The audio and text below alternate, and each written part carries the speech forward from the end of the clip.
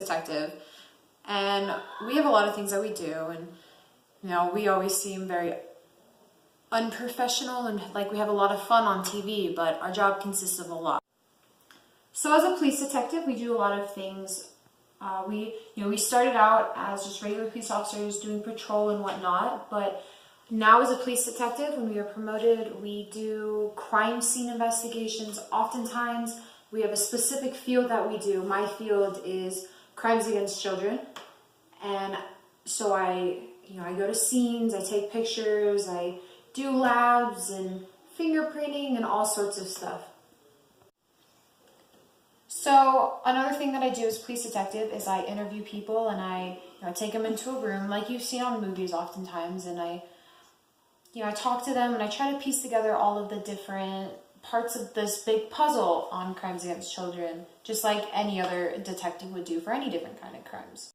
So, as I mentioned earlier, to become a police detective, you have to be a basic officer first for a couple years. That pays about $55,000. As upper ranking, higher ranking police detective, our pay is around $73,400 in Nevada average. So in order to get that pay, you have to, get an education. But the minimum requirement to be a police officer, minimum police officer, is a high school diploma or a GED, and you have to graduate from the police academy. It is also very much recommended to have a degree, at least a bachelor's. For example, I have a bachelor's double major in psychology and criminal justice, and I'm certified in sign language, and all of this has helped qualified me to go from a regular police officer to a police detective.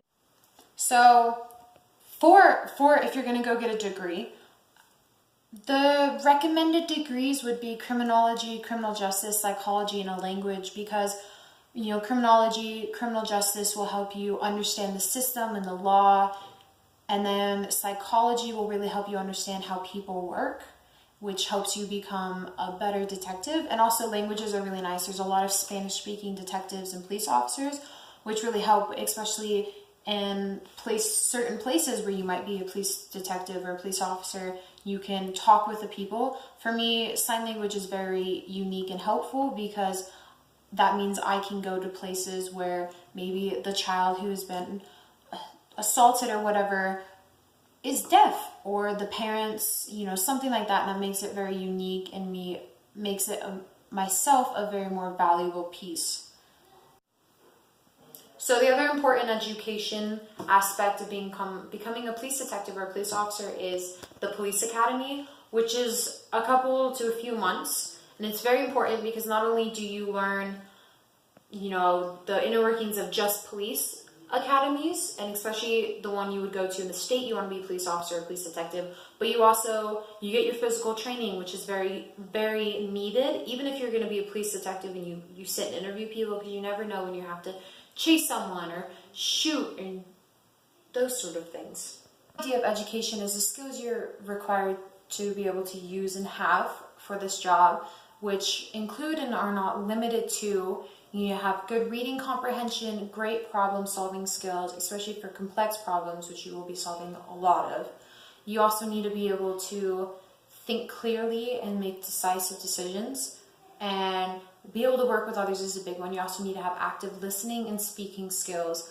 The other good thing to have as a police officer, police detective, is good morals. You need to be hardworking and honest. Benefits, which again include and are not limited to tons of medical insurance, including vision and dental, dismemberment insurance, and employment accidental insurance. Also benefits, you have 11 paid holidays. There's often, depending on the jurisdiction you're in, there's often tuition assistance, and there's 3 weeks annual leave and 3 weeks sick leave. So in Nevada alone, the job outlook would be about 8% growth in the next couple years and roughly 20 job openings in the next year. So, but then in the US, the job growth is roughly 4%, but that depends on the location and jurisdiction.